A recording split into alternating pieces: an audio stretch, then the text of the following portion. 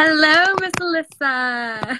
How are I'm doing well. How are you? Bonjour. I'm good. Bonjour. Oh, her accent's like perfect. This is awesome. We're gonna learn a lot today. Very good. So I always try to let you guys tell us where you're taking us on the map. Although if people follow our stories, they're already aware of where we're going.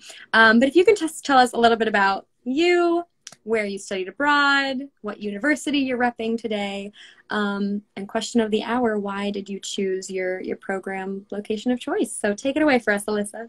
Yeah, of course.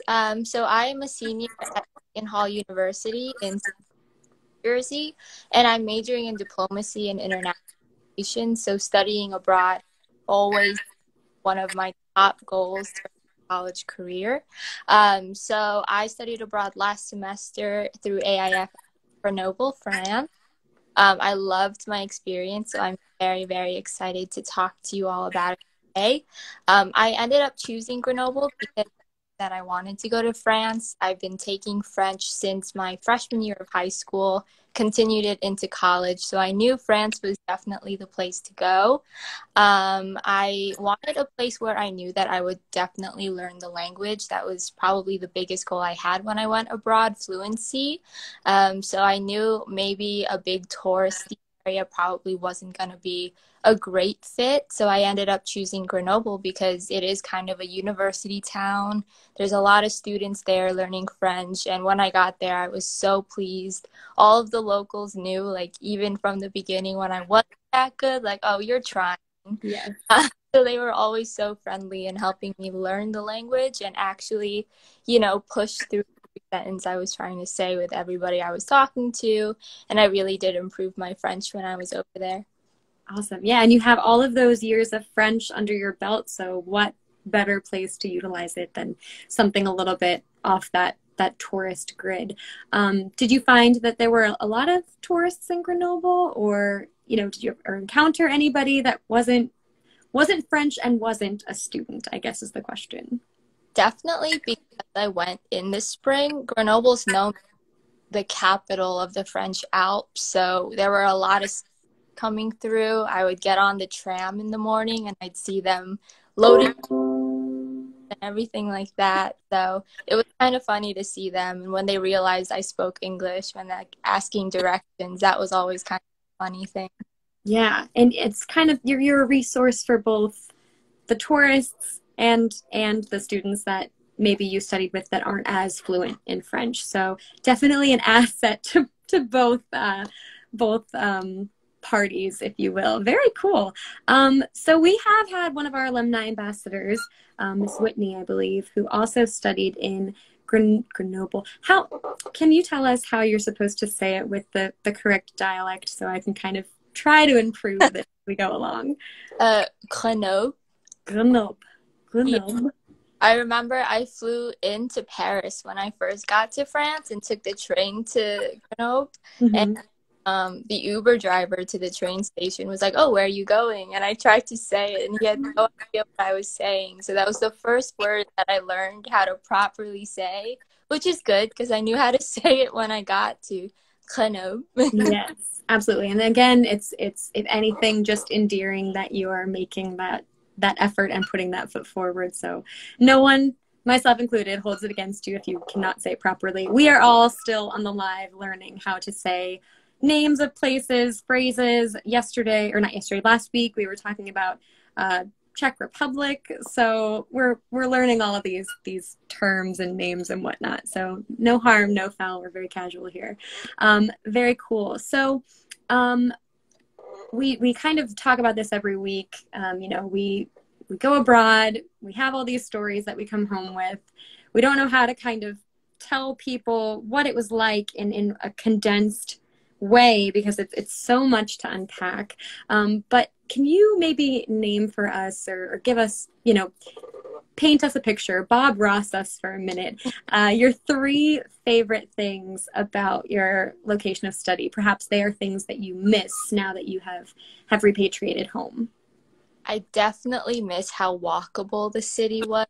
I just remember waking up in the morning, walking to a random coffee shop because every coffee stop you'll go to, the coffee will be superb.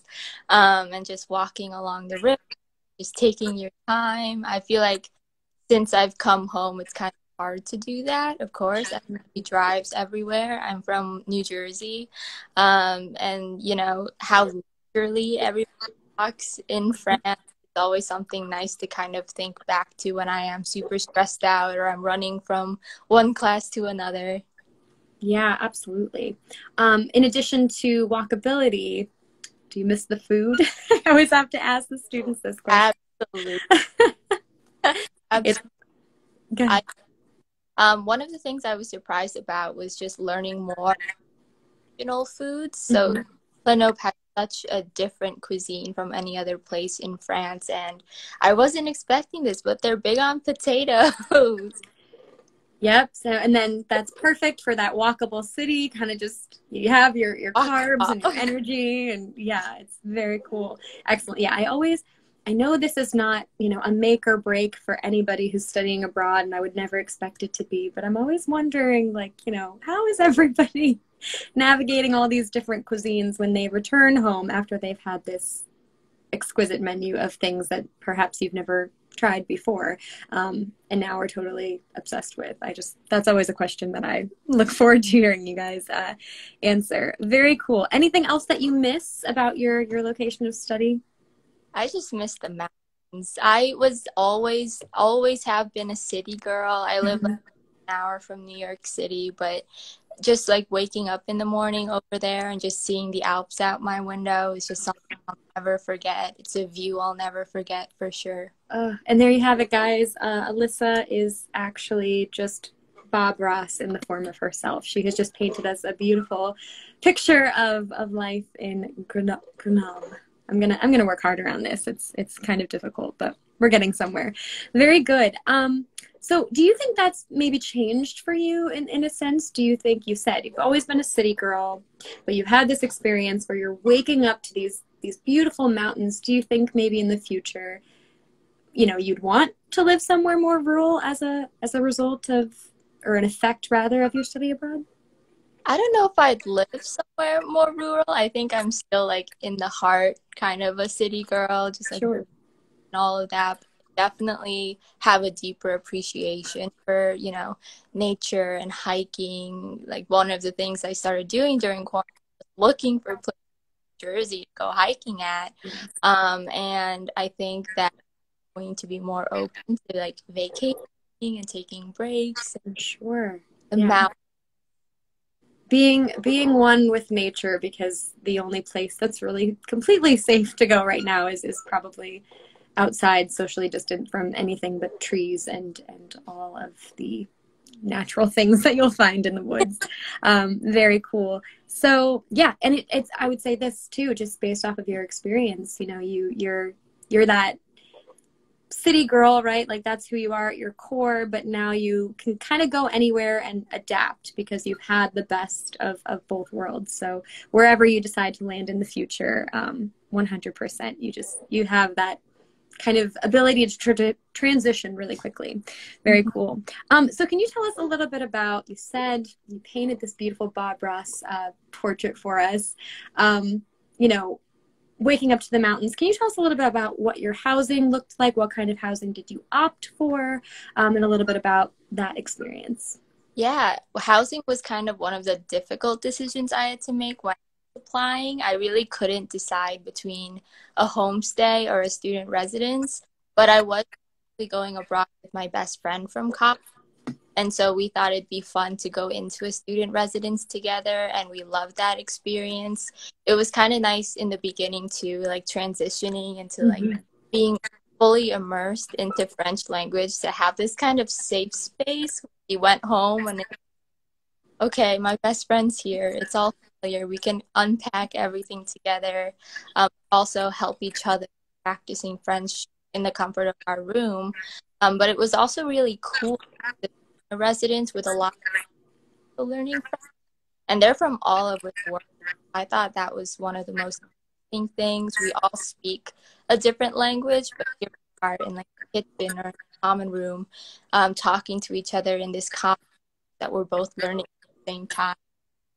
Yeah, it's kind of a melting pot within your housing. Very cool. So when we talk about friendships, and I usually save this question for later, but let's just dive into it.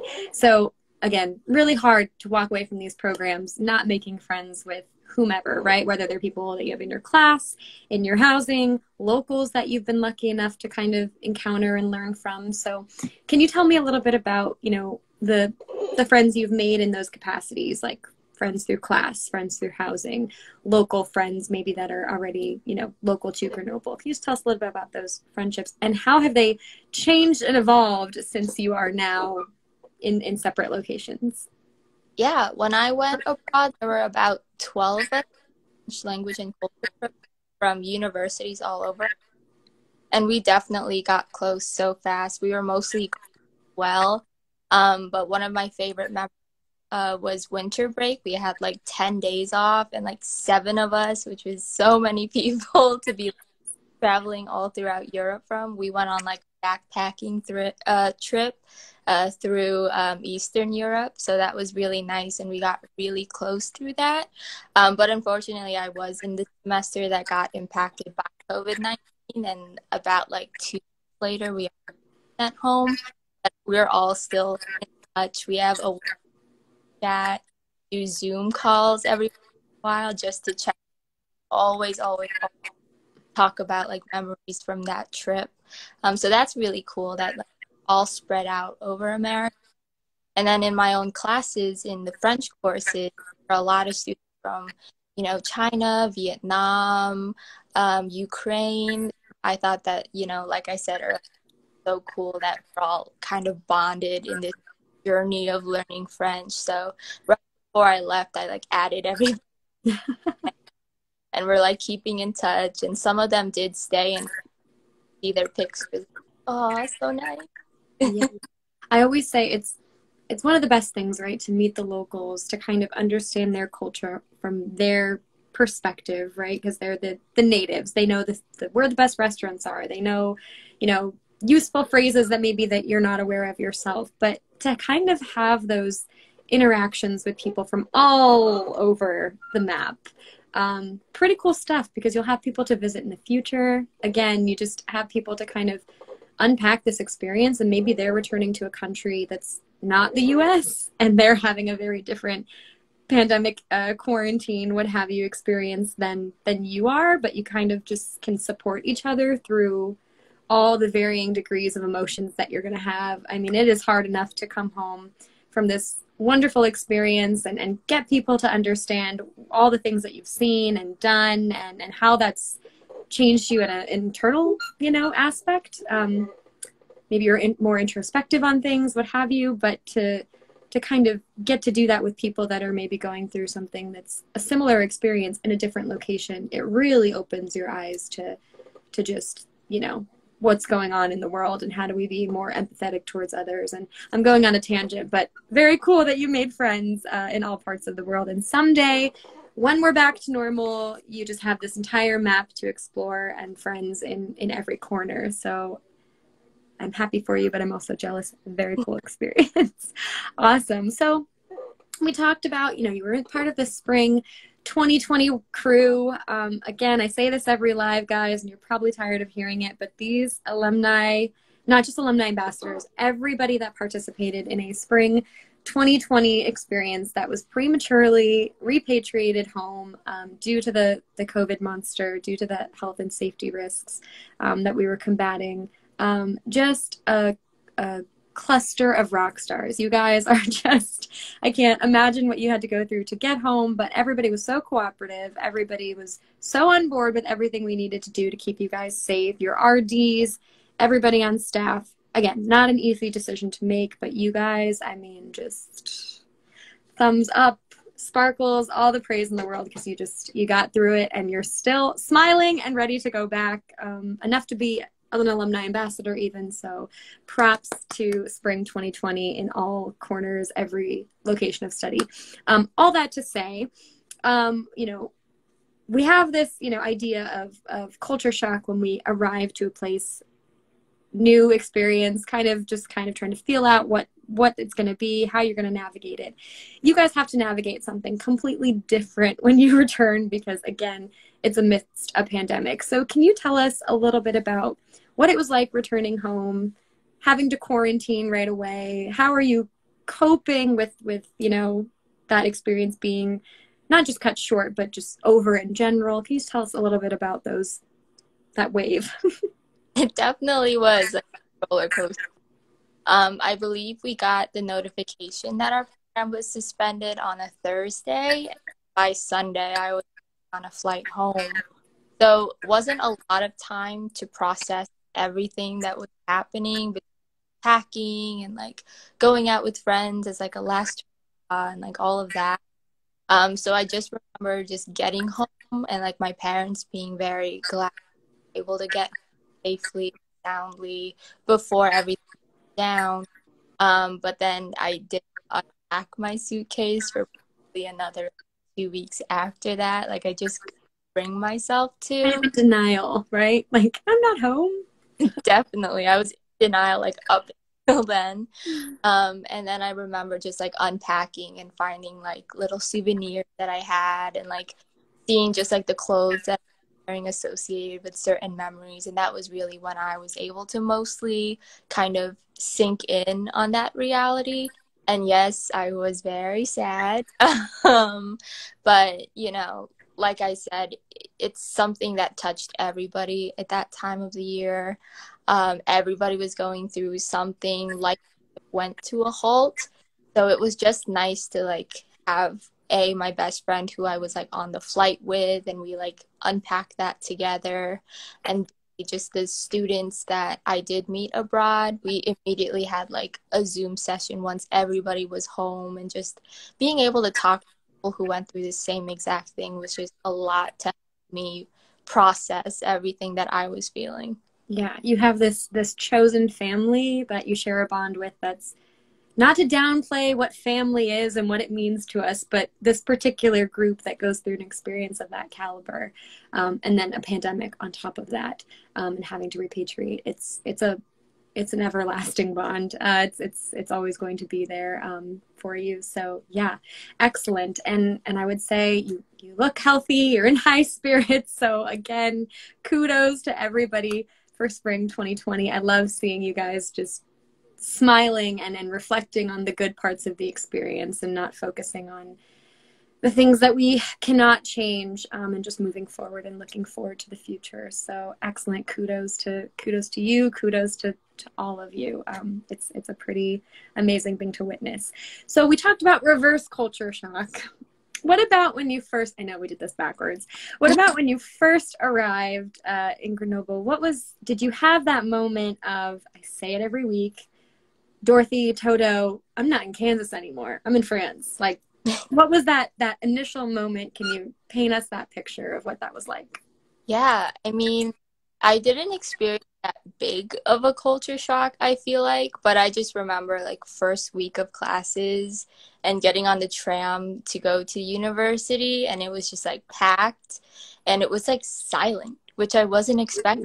I'm used to like subway cars of like full people, strangers just talking to each other, all of that.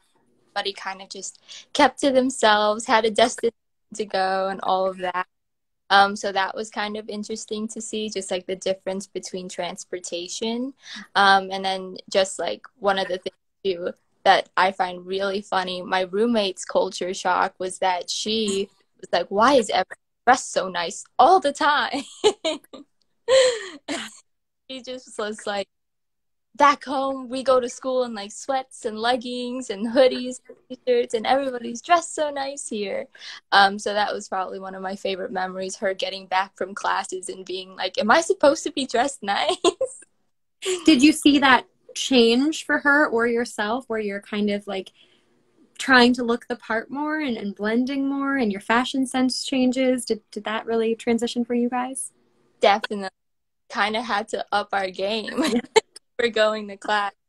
But I found like a cheat sheet kind of like how to look like I'm put together. I just got like a really nice coat. I remember a bunch of girls in our program went like shopping one day, and we all just got really nice coat to wear over like a t-shirt and leggings. And we were like, that's fine. Yeah, especially if you're arriving in the spring, you're coming in January. Am I correct in that? Yeah. So it's still pretty cold. And in addition to that, your particular location of study, you're amongst the Alps, also very cold. So yeah, the coats that I can weigh a lot of coverage, which is really good. Yeah, I would say it's, you know, again, internally, you come back as a different person. Your introspect has changed, your worldview has changed, but also like people are catching on like, oh, she's not wearing yoga pants as much as she used to, you know, like your external changes a little bit too, because you've kind of, this has rubbed off on you in a way where it's going to stick. So do you feel like you've kind of acclimated back to the way that you used to dress and present yourself, or you're still kind of carrying that French suave with you? Depends on the day. If I'm like super stressed out, want to stay in bed, yeah, revert back to my sweats and like, but I do feel like go out, or if I have a little time, I will like get a little tips from the French on how to dress. Sure. I guess this question is just completely irrelevant because we're mostly indoors and business on top and maybe sweats on the bottom. I don't know. I never do that. So yeah, it'll be different once the pandemic is the curve is flattened. So we'll ask you that question in the future, Alyssa. Perfect. So we've talked about clothes with memories that you have, things of that nature. Can you tell me a little bit about what your packing experience was like? Were there things that you maybe wished you left at home versus things you wished you had brought that maybe you needed, specifically for your experience in Grenoble? Yeah, I don't think my problem was not packing enough. I definitely overpacked.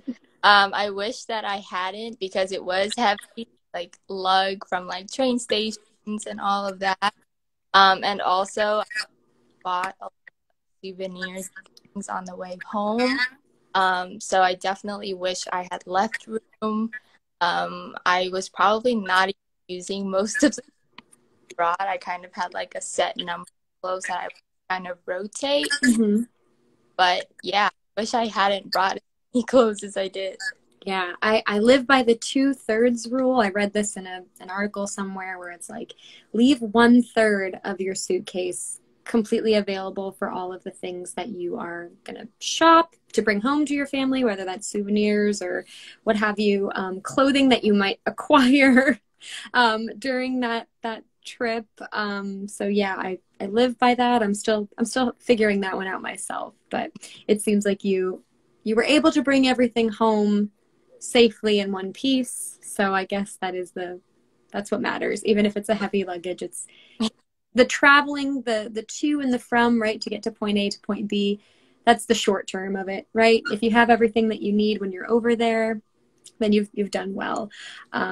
Awesome. So let me see here. Weekend trips, excursions. We have some of these planned specifically through AIFS. But I believe you said you did like a little backpacking trip on your own with some friends you made in your program, during your program. So can you tell us a little bit about both the AIFS excursions that maybe you participated in, as well as just some of those weekend backpacking, winter break? Again, take us anywhere on the map, Alyssa, because we're ready. We're ready to go. Yeah. So I did the excursion that was the Alpine weekend. And I'm so glad I did. Ended up being my favorite trip that I took abroad. We went up to the mountains. We went snowshoeing. Had this really nice dinner. And then there was like what's it called? Like a spa kind of thing. Mountains. It was so nice. And it was with a lot of the girls in my program too. So that was kind of like, we didn't know it then, but the last hurrah before we all went home to get a little bit even more closer. So that was one of my favorite trips for sure. And then for weekend trips, I was telling everybody this when I got home. If I had probably stayed the whole semester, so broke, because I was just not saying no. With like girls in our program, we're just like, oh, these flight prices are pretty cheap this weekend. We should go. I'll be like, yeah, okay. So I did get to go to a lot of places I'm really glad about now, you know, after the fact. So I went to Paris, of course. It was only like a 3-hour trip right out of Grenoble. And then me and my friends went to Berlin, Amsterdam, and then that whole back trip took us all through like Vienna, Budapest, Bratislava, Warsaw. So it was so And you have no regrets about, like, I know in the moment you're like, oh yeah, my budget will suffer, right? Or what have you, but you have no regrets, you know, as you look back on those memories. I'm totally with you on that. And in terms of, you know, yes, like studying abroad, I've said this before, it is no secret that it is definitely a different financial plan than you would probably have if you were staying at your own home university, but they're pretty affordable through AIFS, and we also have so many scholarships that you guys can tap into.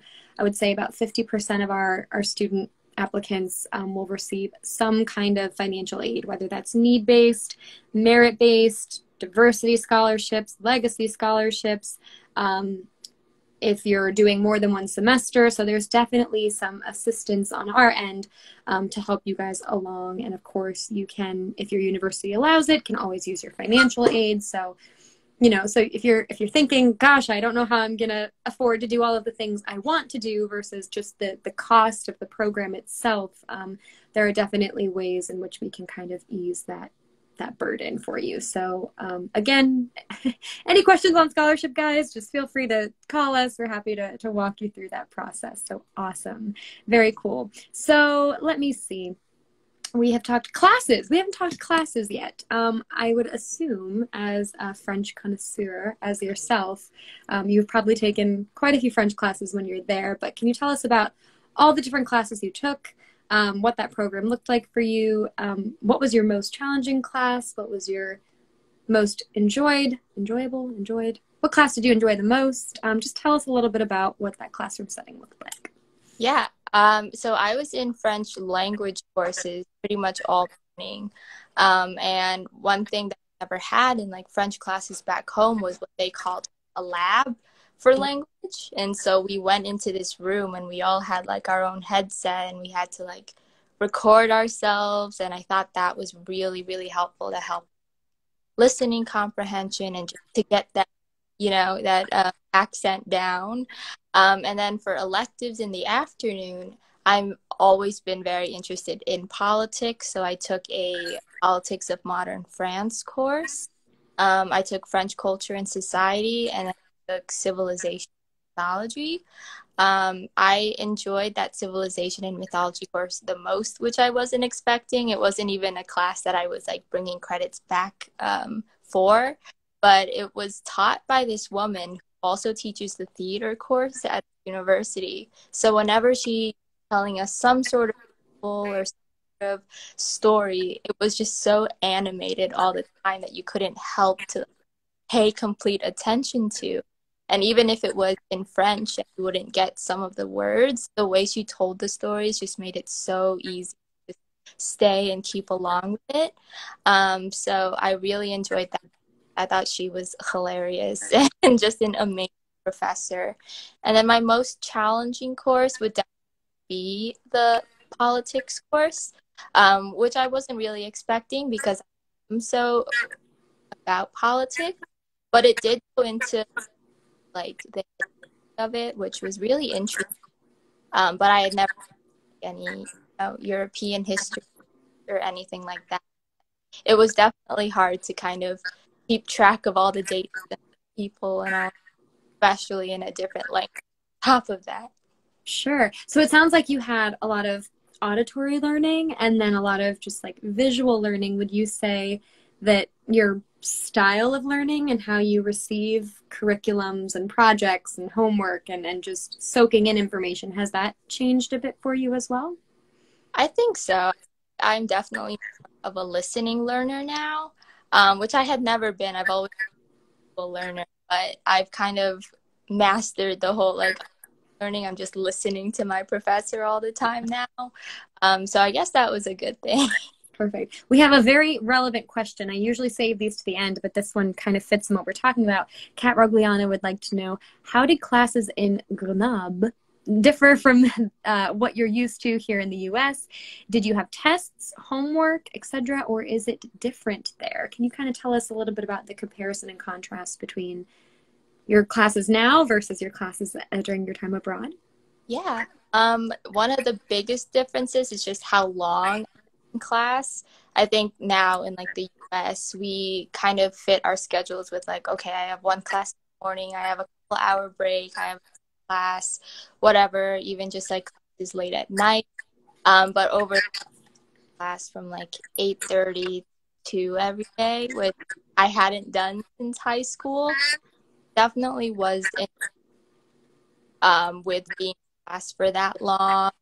But I did notice kind of less homework on our part, which is different from over here, where it's very based. Go to class super prepared. I had a few assignments here in the course with language and grammar sentences and things like that, but it is very much more heavy getting you interacting in the classroom setting, because that's the best way to learn, of course. And then in terms of tests, I had a midterm and a final for each class, but that was pretty much it. Yeah.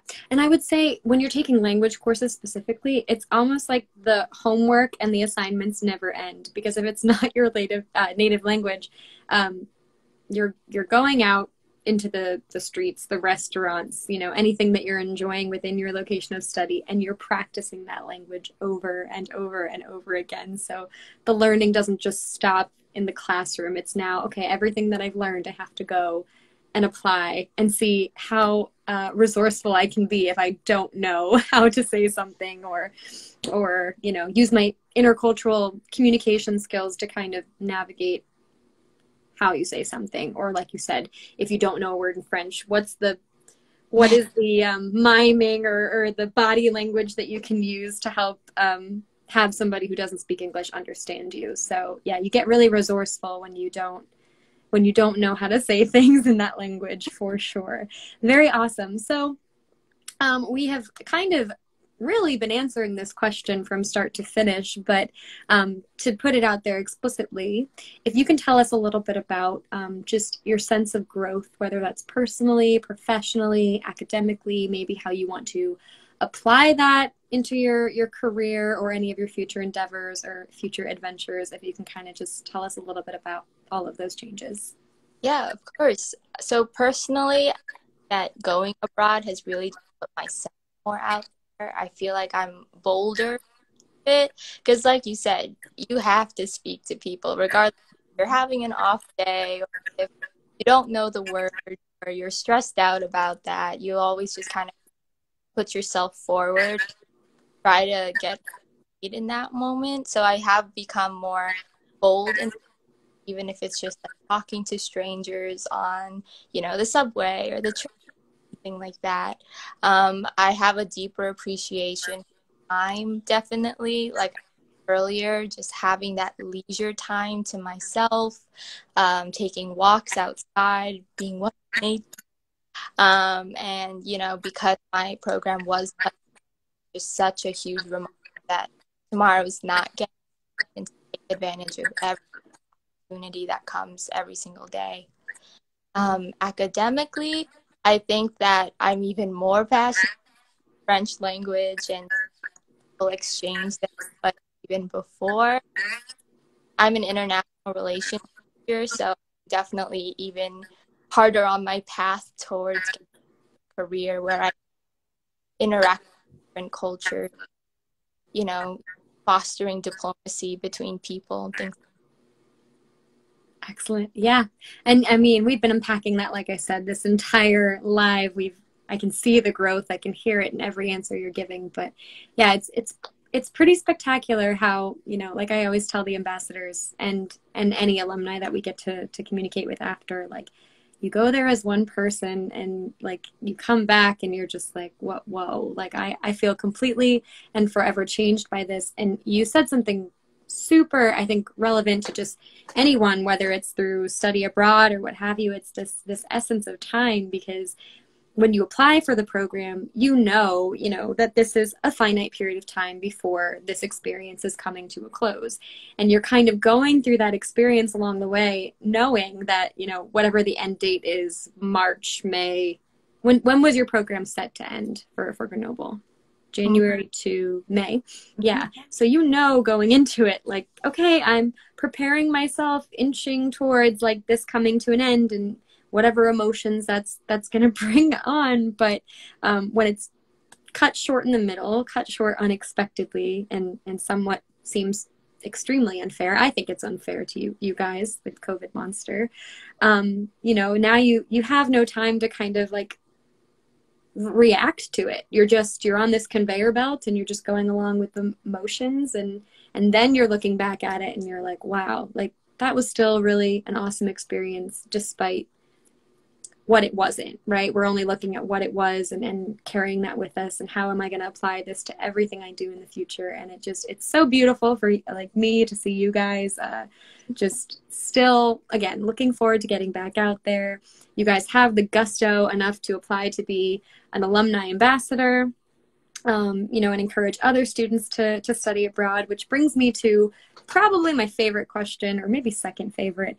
So you're an alumni ambassador, and we know as somebody in that role, you are kind of the point of encouragement, point of contact for students that are maybe unsure if they want to study abroad. Maybe they're scared, maybe they're reserved in some ways, afraid of what they're going to miss out on, right? There's always that idea of FOMO, right? Fear of missing out. I don't know if people still say that. I say it all the time.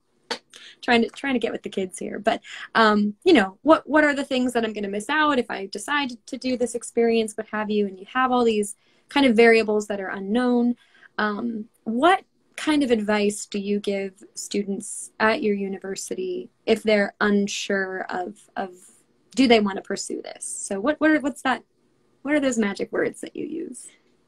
Just do it. I mean, what else can I say? It's one of those experiences that after I have done it, I wouldn't change or trade lifetime.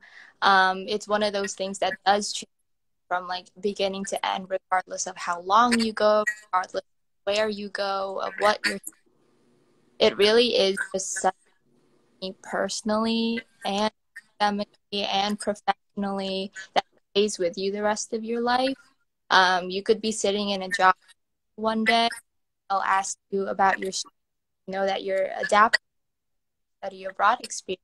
That's one of the most needed traits, I think, or most, especially with what's happening now, to be able to adapt to anything life throws at you, and you meet so many people that you wouldn't if you hadn't gone, and you would make all those connections stay with you the rest of you.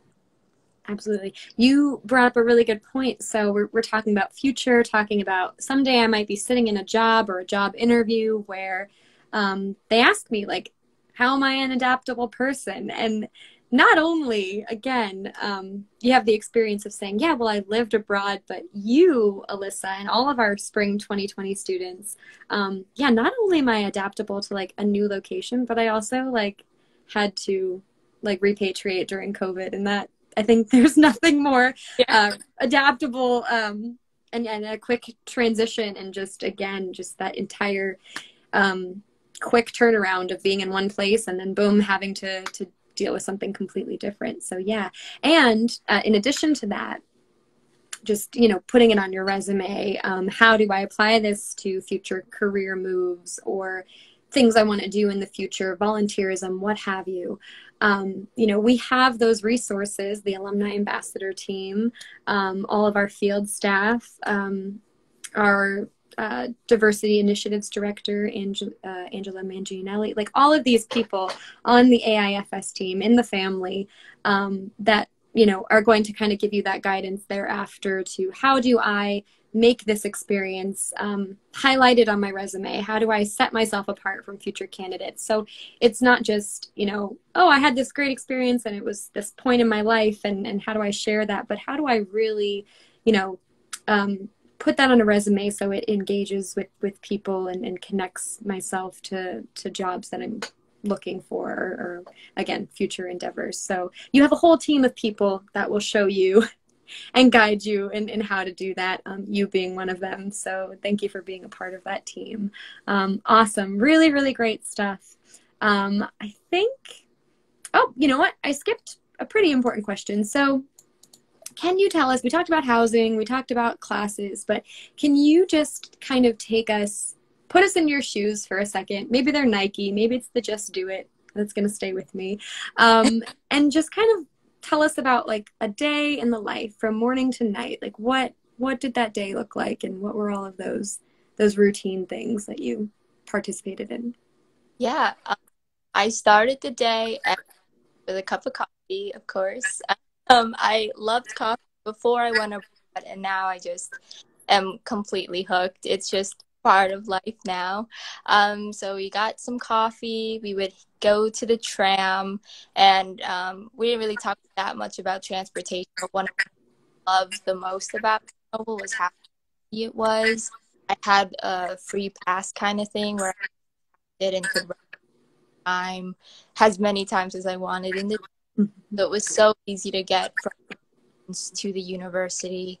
And then I'd be in class from 8 until 2, and during the lunch break there was like food trucks and cafes on this one specific sandwich me and my best friend still dream about, like a rotisserie chicken with mozzarella and tomatoes. It was like what's it called? It was like 𝗟𝗘𝗧'𝗦 sandwich in French. But still dream about it now. We got it for lunch every day. And after class, we would head back to the residence, kind of relax a little bit, and then go to another coffee shop where we would sit and do our homework and just kind of people watch that. And on a really nice day, we'd go around the town, explore peaks and stores, cookie places. That was a thing. Walk along the river. We'd get dinner, always get like a bottle of wine, and then just head back to the residence. Oh, and you included food in there too. Girl after my own heart. Excellent. Yeah. Somebody, I believe it was we're doing tea with an RD kind of a thing. We have our resident directors that are on Instagram Live with us once a week, every Wednesday, guys. And one of them, I believe it was Prague, she said, coffee culture is like, it's part of culture, like in all of these given European nations. So it's, even if you don't like coffee, you can kind of enjoy that ambiance, or like get a muffin, get a croissant, like whatever it is, but you cannot avoid that coffee culture, even if you're not a coffee drinker, or I should say cafe culture. But yeah, that's excellent. Did you kind of try different ones throughout the time, or did you have like that one go-to that you always reverted back to? In France, I definitely stuck with my latte. Whenever we did travel, I explore different things, even just like drinking the straight espresso things. Tried like different coffees from different places, things like that. But yeah, I'm definitely huge on coffee, even more so now. The problem. Yeah, maybe you become a little bit of a European coffee snob. Like you have to have it just right now because it's this high-end caliber of what you might expect. But again, these things we start to acclimate back to the Starbucks and the Dunkin' Donuts, and but it also gives us something to look forward to when we get back out there. Very good. I am going to scroll back and see if we have any questions that we did not address. And forgive me, it always takes me a minute because this font is very small. The hostel group, what was your favorite French budget meal while you studied abroad? You might have said this already, but maybe there's another cuisine that you enjoy. Definitely that sandwich on campus. It was so cheap. It was like €2, and it was pretty big, like baguette filled with all of that food. But I know just if I wanted a snack, it was always just a muffin from a cafe and a cup of coffee. That was like my go-to. Yes, and they are consistent. You can find them anywhere. It's a pretty solid go-to. Excellent. Thank you for your question. AIFS France, lovely to see you, Alyssa. Oh, if that's Yeah, can you tell us a little bit about your relationship with your resident director, since you did do a student residence, and do you still stay in touch with those characters, those parties, if you will? Mm-hmm. Yeah, I loved my resident director. She's amazing. She's such a friendly face to see if ever, I just needed somebody to talk to. She was there. Her office door was always open. She always had coffee, tea, and cookies in her office.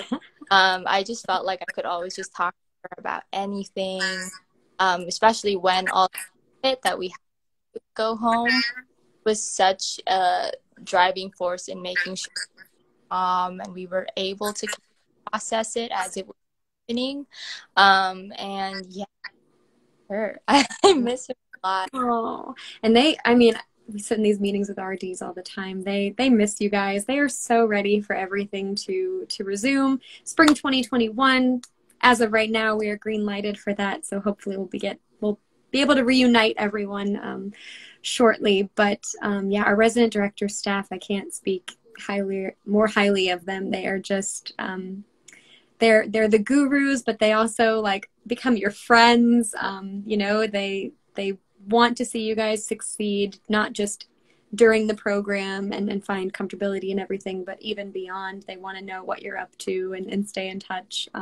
Again, you become a part of this family that you never expected to gain, and it's kind of just an innate happening. You cannot avoid it, and that's all for the best. Excellent, very good. 𝗟𝗘𝗧'𝗦, discussing about which program. We're in Grenoble, France. Grenoble. Grenoble. Okay, I'm getting a little better. I apologize. It has to come with a little bit of practice and time. Let me see. 𝗟𝗘𝗧'𝗦, can you share some must-known words and phrases in French? Yeah, what were the most useful phrases that you found in your particular location of study? So place that you enter, whether it be a or a store, the person at the front would always just say bonjour. And I expect them to always, every single time, always like high pitch, like and then if you're just walking around, it's kind of nature Americans to ask like, oh, excuse me, but they just say pardon, more natural for them. So pardon is a really helpful thing. Whenever you're leaving a place, you say bon, have a good day, or bon if it's nice. Yeah. So it's kind of like a polite thing whenever you're leaving. And if you don't buy anything, bonjour. It's like, no, thank you, but thank you. Yes. Excellent. Very good. I might ask you to give us a little more French in just a minute. I might challenge you, Alyssa, since you're pretty fluent. So those are all the questions that we do have. But I like to do something I call a lightning round with our students. You may have seen this on our other lives, but try to come up with the most creative answers for yourself. So I'm just going to give you a word, and if you can give me whatever word, whatever term, whatever phrase, we're very casual. You can use more than one word. I won't scold you for it. That's relative to your experience in your location of study. We're just going to go with it. So first one, my fave, food. So good. Excellent. Like, no words, just like the drooling emoji will suffice. I don't know if we can share emojis on here, but that is perfect. So good is excellent. Transportation. Easy. Perfect. That is the best kind. If you don't have to think about it or overthink it. Very good. Locals. Friendly. Excellent. Language.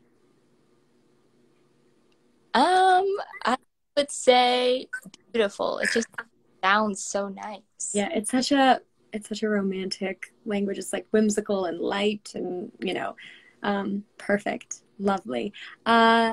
Favorite city.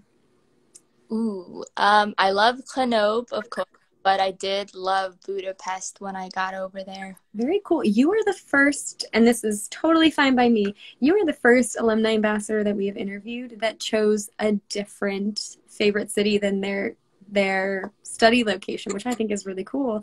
Given the chance, you'd go back to Budapest? Yeah. Yeah. Maybe study abroad in Hungary? I don't know. We have a program. You never know. Awesome. Landmarks.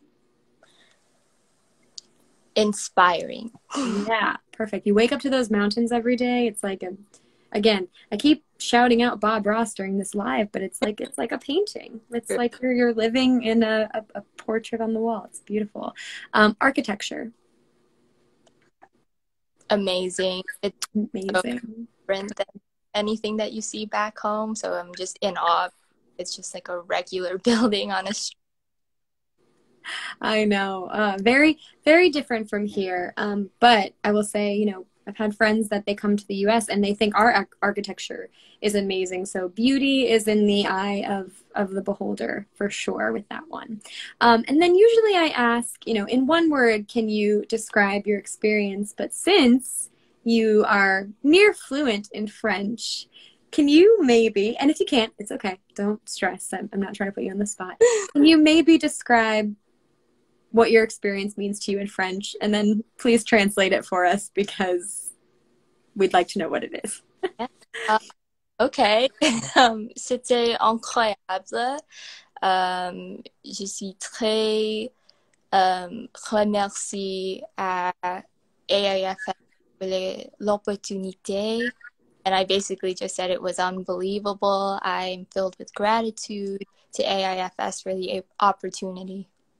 Well, we're so grateful that you were with us today to share, again, all of your experience, the good, the bad, the memories, and also just looking forward to the future and all of the things that this experience will kind of encourage you to do, come what may. So awesome, Alyssa. Thank you so much for being with us. It's always like such a treat for me to spend the afternoon with you guys and just hear your stories. And again, you take us somewhere other than where we physically are in the moment and give us something to look forward to. So we appreciate our alumni ambassadors more than I can say, more than I can convey. So perfect. Before we leave, guys, just a few announcements.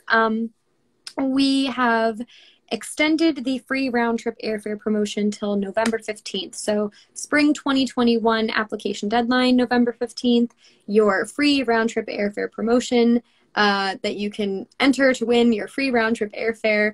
I'm tongue-twisted over these words. That also has been extended to November 15th. So again, 30 to 60 seconds, doesn't have to be anything high-end, super edited. You can just share with us what you're looking forward to the most. Maybe it's the food, maybe it's the architecture, maybe you'll come back from France being fluent like Alyssa. Who knows? The possibilities are endless, but please share those thoughts with us, 30 to 60 seconds. As always, guys, if you need more information, feel free to DM us, phone number, email, name. Don't forget your name if you DM us. And link in the bio if you think of any other questions that maybe we missed today for Miss Alyssa. Any questions in general, just feel free to send those to us. There's no expiration date. We can get you in touch with her. We can get you in touch with our RDs, any of our alumni ambassadors, anybody in the AIFS family. They're willing to talk to you guys about whatever questions you have. Never a dumb question, I promise you. We're open to answering everything and anything, so feel free to reach out to us if you do think of anything. I'm just going to scroll up one more time and make sure we did not miss anything. And I think we are good to go.